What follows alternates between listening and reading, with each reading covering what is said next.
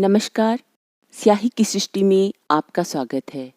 आज जो कहानी सुनाने जा रही हूँ उसका नाम है दिल है छोटा सा। शीतल, क्या यार, इलेक्ट्रिसिटी बिल देखो इस बार का, भुवन ने झल्लाते हुए स्वर में कहा तो शीतल सह न सकी। तुरंत किचन से बाहर निकल आई और बेडरूम में भुवन के सामने आकर बैठ गई। बोली, मुझे मेल कर दो, मैं पे कर देती हूँ। वैसे जब तुम स्विचेस ऑन करते हो तो ऑफ करने के लिए क्यों मुझ पर डिपेंडेंट रहते हो? उसके तेवर देखकर भुवन का पारा और भी चढ़ गया, लेकिन ऑफिस का समय होता देखकर चुपचाप नहाने चला गया। अंदर से ही बोला, अगर टाइम पे तैयार हो जाओगी तो साथ में चलेंगे, मुझे आज जल्दी पहुंचना है। आदेशात्मक स्वर सुनकर इस बार बुरी तरह तिलमिला गई शीतल। मुंह से तो कुछ नहीं कहा पर एक मैसेज टाइप करके भुवन के फोन पर भेज दिया, जिसमें लिखा था, मुझे भी आज जल्दी पहुंचना है तो अपनी चाबी से फ्लैट लॉक करके चले जाना। मैं इमीडिएट निकल रही हूँ। और हाँ, अपनी कॉफ़ी भी खुद बनानी होगी तुम्हें। धड़ाक से मेन गेट बंद हो जाने की आवाज़ भुवन ने सुन ली थी। ऐसी ही प्रतिक्रिया की उम्मीद कर रहा था वो शीतल से। ये चल क्या रहा है आजकल उन दोनों के बीच? अपने मम्मी पापा की टॉक्सिक शादीशुदा जिंदगी को देख देख कर बड़ा हुआ भुवन मन ही मन पक्का कर चुका था कि वो कभी शादी नहीं करेगा। लेकिन रोज रोज मेट्रो स्टेशन पर दिखने वाली लड़की शीतल को जब ऑफिस की कैंटीन में काम करते हुए देखा तो कुछ अपनी अपनी सी लगी, जैसे कुछ महीनों से नहीं जन्मों जन्म से पहचानता हो उसे। जादू ही तो था उसके अंदाज में। सामान्य सी कदकाठी, चेहरा मोहरा होते हुए भी भुवन किसी सम्मोहन में बंधा हुआ पाता था खुद को। जब वो उसके आसपास होती थी कितना प्यारा हो जाता था सब कुछ। एक दिन जब वो स्नैक्स के लिए कैंटीन में आया तो वहाँ का दृश्य देखकर खुद को रोक नहीं पाया।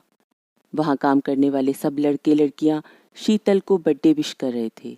आसपास मौजूद सब लोगों को केक पीस सर्व किया जाने लगा। खुद शीतल उसके पास आई और उसकी तरफ केक पीस बढ़ाया। बोली, आपका नाम जान सकती हूँ? भुवन मंत्रमुग्ध सा उसकी आंखों में झांक रहा था। बोला, मैं Bhuvan. By the way, many happy returns of the day Sheetal. Oh, तो आप पहले से ही मेरा नाम जानते हैं? नाम से ज्यादा जानना चाहता हूँ तुम्हें। शायद शीतल इसी पल का इंतजार कर रही थी। भुवन के हाथ से उसका फोन लेकर उसमें अपना फोन नंबर सेव करते हुए बोली, 9 से 9 तक किसी का कॉल नहीं लेती मैं, लेकिन आप बात कर सकते हो। घनी काली पलकें उठाते गिराते कितने इसरार से बोली थी कि भुवन अपनी पलकें झपकना ही भूल गया था। फोन वाइब्रेट हो रहा था। फिर एक और रिमाइंडर। वो यादों की भूल भुलैया से बाहर आया। गीले हाथों को पोंछकर फोन उठाया तो शीतल का मैसेज भी पढ़ा। भुन भुना गया। एक ही ऑफिस जाने के लिए 2 लोग 2 बार तेल फूंक कर जाएंगे, जैसे मेरे पैसे तो पेड़ पर लगते हैं। फिर खुद की ही बात का मंथन करते हुए सोचने लगा कि वो एकदम पापा की तरह साउंड कर रहा है। वो भी क्या करे, शीतल इतनी गैर जिम्मेदार होती जा रही है। जरा सा कुछ कह दो तो मुंह फुला लेती है। उस पर तुर्रा ये कि वो भी तो खर्चा शेयर करती है। क्या शेयर करेगी अपनी चिल्लर सैलरी में? कॉफी से ज्यादा तो दिमाग गर्म हो रहा था भुवन का। 2-4 सिप ही ली, लेकिन टाइम देखकर मग वहीं टेबल पर छोड़कर उठ लिया। जल्दी जल्दी में लैपटॉप बैग उठाते उठाते मग सरक कर फर्श पर गिर पड़ा। सफ़ेद चिट्टे मार्बल के फर्श पर ब्लैक कॉफ़ी फैल चुकी थी। कुछ छींटे उसके जूतों और पैंट पर भी आ पड़े थे। साफ करने का वक्त नहीं था। पैंट के काले रंग में शायद कॉफ़ी के दाग छुप जाएं, लेकिन टूटे कांच की किरचें, वे तो फर्श पर ही नहीं छूट गई थी, मानो उसके साथ साथ चली आई थी। चुभती ही जा रही थी और लहूलुहान किए जा रही थी उसे भीतर तक। कितनी माथापच्ची की थी लिव इन सर्टिफिकेट बनवाने के लिए। साथ ही कितने चक्कर काटे थे थाने के ये डिक्लेरेशन देने के लिए, ताकि आगे चल के कोई परेशानी ना हो। फिर भी जब तब पुलिस वाले सोसाइटी में चक्कर काटते नजर आ ही जाते थे और कुछ न कुछ दक्षिणा लेकर ही पिंड छोड़ते थे। मोटी मोटी आंखों वाला इंस्पेक्टर कैसे कैसे सवाल कर रहा था उन दोनों से, कितने भद्दे भद्दे कमेंट शीतल के लिए पास कर रहा था। लेकिन भुवन कोई पचड़ा नहीं खड़ा करना चाहता था। पहले ही उसके और शीतल के परिवार वालों ने क्या कम भसड़ मचाई थी। मैं बता रही हूँ, ये लड़की तेरे पैसे के चक्कर में तुझे फंसा रही है। ऐसी चालू लड़की के साथ जीवन नहीं कट सकता तेरा। चाहे और किसी बात पर सहमति हो या ना हो, इस बात पर तो पापा की पूरी सहमति मिली थी मम्मी को। बोले, गुप्ता जी की बेटी पलक, तू मिला भी है उससे? हमारी सिल्वर जुबली के फंक्शन पर आई थी। कितनी अच्छी लड़की है, अच्छा परिवार है, अपनी बराबरी का स्टेटस है। सोच समझ कर फैसला लेना बेटा, वरना तुम्हारी जिंदगी बर्बाद हो जाएगी। भुवन ने उन दोनों को यूं देखा था मानो कह रहा हो कि आपकी जिंदगी को तो रोज ही बर्बाद होते देखा है मैंने। चुपचाप अपना बैग पैक करके बिना बताए घर छोड़कर इस छोटे से किराए के फ्लैट में आकर शीतल के साथ रहने लगा था। सोचा था जीवन भर खुशी खुशी साथ साथ रहेंगे, लेकिन सपनों और वास्तविक जीवन में बहुत फर्क होता है। कुछ महीनों बाद ही शीतल को अपने घर वालों की याद सताने लगी। उन्हें देखने को, उनकी आवाज सुनने को उसका मन मचलने लगा। उसने भुवन से कहा तो भुवन ने उसे डांटा था। ये क्या बचपना है? एक तरफ तो ये घोषणा पत्र छपवाते हैं कि हमें घर वालों से खतरा है, उनकी दखल अंदाजी अपने जीवन में नहीं चाहिए। फिर कई दिनों से अलग ही जिद पकड़े बैठी है। कहती है, बेबी का नाम क्या रखेंगे? बेबी का नाम? कौन सा बेबी? हमने तो पहले ही डिसाइड किया था ना, हम साथ साथ हैं और हमेशा साथ रहेंगे। लेकिन तुम जानती हो, RH पॉजिटिव और RH नेगेटिव वालों का बेबी। वैसे भी बिना शादी वाले माँ बाप के बच्चों को क्या सम्मान की दृष्टि से देखा जाता है? बच्चे की बात छोड़ो, खुद लिव इन वाले माता पिता को ही कौन रिस्पेक्ट करता है? सोसाइटी का गार्ड उस रोज शीतल का सामान उठाने के बहाने उसके पीछे पीछे फ्लैट में चला आया था और हद पार करने की कोशिश कर रहा था। मैनेजमेंट में शिकायत की तो गार्ड के खिलाफ एक्शन लेने के बजाय उन दोनों को ही फ्लैट खाली करने की चेतावनी दे डाली कि बिना शादी वाले जोड़ों के यहाँ रहने से हमारी सोसाइटी का माहौल खराब हो रहा है। बच्चे क्या सीखेंगे? खून का घूंट पीकर रह गया था भुवन। क्या करता? इन जैसे जोड़ों को आसानी से घर भी तो नहीं मिलता। कॉफी सूख चुकी थी, लेकिन वो पैंट बर्दाश्त नहीं हो रही थी। भुवन अपनी बाइक पार्क करके जल्दी जल्दी ऑफिस में दाखिल हुआ। कॉफी तो सूख गई थी, लेकिन भुवन उस पतलून में बहुत असहज महसूस कर रहा था। लेट ऑफिस पहुंचने की हड़बड़ी और चिपचिपी पैंट की कहानी उसके चेहरे पर साफ दिख रही थी। 100 साल जिएगा यार, मैं अभी अभी शीतल से तेरे बारे में ही पूछ रहा था। क्या हुआ, सब ठीक है ना? हाँ, वो शीतल को जल्दी आना था, इसलिए वो अलग से आई और मैं अलग। जो दिलो दिमाग में चलता है उसी के आधार पर लोग व्यवहार किया करते हैं। सो भुवन सामने खड़े पंकज को सफाई पेश करने लगा। नहीं यार, मैं तो नॉर्मल वे में ही पूछ रहा था, लेकिन तेरे हाव भाव देखकर लग रहा है कि कुछ तो एबनॉर्मल है।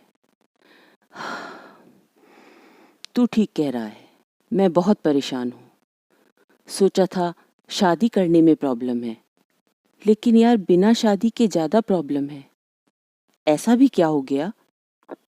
पता नहीं यार, पता ही नहीं चला कब एक दूसरे की परवाह करने वाले हम लोग एक दूसरे को टॉर्चर करने लगे। रोजमर्रा की छोटी छोटी प्यारी प्यारी सी चीजें जो खुशियां देती थी, वो इरिटेटिंग बन गई। हमारा रिश्ता मर रहा है यार। कहते कहते भुवन शून्य में देखने लगा। मैं तो कहूँगा तुम दोनों को ही थोड़ा मैच्योर होना होगा। कुछ समय के लिए कहीं बाहर घुमाओ, सब चिंताओं से दूर, पंकज ने कहा। कॉफी हो जाए? कैंटीन में शीतल को ना पाकर कुछ चिंता होने लगी भुवन को। नजरें चारों तरफ दौड़ाई, वो नहीं दिखी। वो दीवानों की तरह यहाँ वहां उसे ढूंढ रहा था। कहाँ जा सकती है? यार मुझे बहुत फिक्र हो रही है। चिंता मत कर, यहीं कहीं होगी। कहीं नहीं है, सबसे पूछ लिया, सब जगह देख लिया। ओ गॉड, सब मेरी गलती है। क्या करूं मैं, क्या करूं? परेशान हैरान सा भुवन शीतल के हर संभावित जानकार को फोन कर करके पूछ रहा था, शीतल वहां आई है क्या? इसी बीच में शीतल की मम्मी का नंबर उसके मोबाइल पर फ्लैश हो गया। उनके द्वारा बोली गई पिछली सारी कड़वी बातें भूलकर भुवन ने झट से कॉल ले लिया। उधर से उग्र और तीक्ष्ण स्वर उभरा। भुवन को चिंता और घबराहट हो रही थी। शीतल ठीक तो है ना? वो पूछता रह गया, लेकिन कॉल डिस्कनेक्ट हो गया। अब उसने शीतल का नंबर फिर से ट्राई किया, लेकिन फिर से स्विच ऑफ दिखा रहा था। उसने कुछ भी सोचे समझे बिना बाइक शीतल के मायके की ओर बढ़ा दी। पंकज को हिदायत दे दी थी कि अगर कोई गड़बड़ी की आशंका लगे तो भुवन के घर सूचित कर दे। करवा चौथ के लिए सरगी देनी थी बेटा। मैं तो तुम्हारे घर नहीं आ सकती, तुमको ही बुलवा लिया। Thank you. पिछला सब कुछ भूलकर तुमने मेरी बात की वैल्यू की। शायद हम लोगों ने ही गलत स्टेप ले लिया था, बहुत भुगतना पड़ा। ये दुनिया बहुत जालिम है, प्लीज हमें अपने पास बुलवा लो माँ। भुवन की मम्मी ने शीतल को गले से लगा लिया। शीतल अपने आंसू पोंछते हुए बोली, कैंटीन में काम करती हूँ, इसलिए मुझे कोई छोटी हैसियत वाले परिवार से समझा था आपने। लेकिन आज सच बता देती हूँ, जो अभी तक भुवन भी नहीं जानते। तुम्हारी हैसियत से तो बड़ा तुम्हारा दिल है, ये मैं समझ गई हूँ। पिछले 8 महीने में तुमने मेरे बेटे का कितना ख्याल रखा है, और किसी भी सच्चाई पर कोई पर्दा नहीं है बेटा। जब तुम दोनों ने हम दोनों फैमिलीज को दरकिनार कर दिया, तब हम लोगों को बहुत शर्मिंदगी हुई अपनी पेरेंटिंग पर। हम लोगों ने आपस में मिलकर सारी बातें खुलकर की और जाना कैसे तुम्हारी परवरिश बहुत ज्यादा लाड प्यार से की गई थी। तुम्हारी हर बात, हर फरमाइश, हर जिद पूरी की जाती थी, जिसके चलते तुम पढ़ाई लिखाई से दूर होती गई और एक्सीलेंट पोजीशन से बिलो एवरेज हो गई। गुस्से में पिता ने कह दिया, दूर हो जा मेरी नजरों से, तो घर ही छोड़ दिया। और क्योंकि कोई प्रोफेशनल डिग्री थी नहीं तुम्हारे पास, तो खर्चा निकालने के लिए कैंटीन में हेल्पर बन गई, लेकिन वापस घर नहीं गई। एक एक शब्द सच कहा आपने। शीतल के पापा घर के भीतर दाखिल होते हुए बोले। अब तक नाराज हो बेटा? शीतल की मम्मी बेटी को दुलारते हुए बोली। सॉरी मम्मी, सॉरी पापा। शीतल की आंखें छलक उठी। वो अपने माँ बाप से लिपट गई। पीछे पीछे भुवन भी घर में दाखिल हुआ। ये यहाँ क्या कर रहा है? भुवन को देखते ही शीतल भड़क उठी। ओह, तो ये सब लोगों की मिली भगत है। मगर एक बात सुन लो आप सब लोग, मुझे इसे अब और नहीं झेलना। तू मुझे झेलती है या मैं तुझे झेलता हूँ? सुख दुख के साथ साथ खर्चा पानी भी बांटेंगे, ये बोल बोल कर जीवन तो साथ में शुरू कर दिया, लेकिन बांटती क्या है? तेरे हाथ का बेस्वाद खाना। मैं बेस्वाद खाना बनाती हूँ तब तो बड़ी तारीफें कर कर के खाता है, और अपने दोस्तों को भी बुलाकर पार्टी करता है। पूरी पार्टी का इंतजाम मैं करती हूँ, खाने से लेकर पीने तक। और उसके बाद जो कचरा मचता है वो तो मैं साफ करता हूँ। वो इसलिए कि दारू की बोतलें बेचकर कबाड़ी वाला तुझे पैसे देकर जाता है, वरना तू इतना लीचड़ है कि गीला तौलिया बेड पर ही छोड़ देता है, जिसे मैं सुखाती हूँ बालकनी में। एक तौलिया सुखाकर एहसान मार रही है। संडे से संडे मशीन लगाकर तेरे कपड़े भी धोता हूँ मैं। उन कपड़ों को धूप में मैं सुखाती हूँ। सूखे कपड़े इस्त्री के लिए धोबी के पास मैं छोड़ती हूँ, और फिर उसे इसके लिए पे करती हूँ। क्या पे करती है? अभी अभी इलेक्ट्रिसिटी बिल पे किया है। ऐसा लगता है जैसे किसी ने जेब काट ली हो। तो क्या करूं मैं? हर वक्त एसी तू यूज करता है।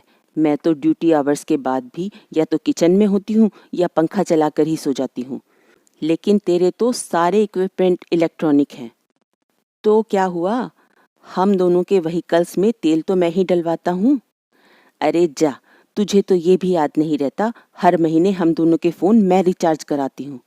लेकिन फ़ायदा क्या, इतनी देर से कॉल कर रहा हूँ, फ़ोन स्विच ऑफ करके बैठी है। वो तो मम्मी जी ने बोला था कि उन्हें मुझसे कोई ज़रूरी काम है और इस बारे में तुम्हें ना बताऊं। वाह बेटा, अब ये मम्मी जी हो गई। और वैसे क्या क्या बोलती है तू मेरी माँ के लिए? खाली मैं ही बोलती हूँ क्या? तूने भी तो मेरे पापा को क्या क्या बोला था? बहसा बहसी में भुवन और शीतल के मुंह से ये क्या निकल गया? होश आया तो वे दोनों चुप हो गए। कुछ देर हॉल में पिन ड्रॉप साइलेंस रहा।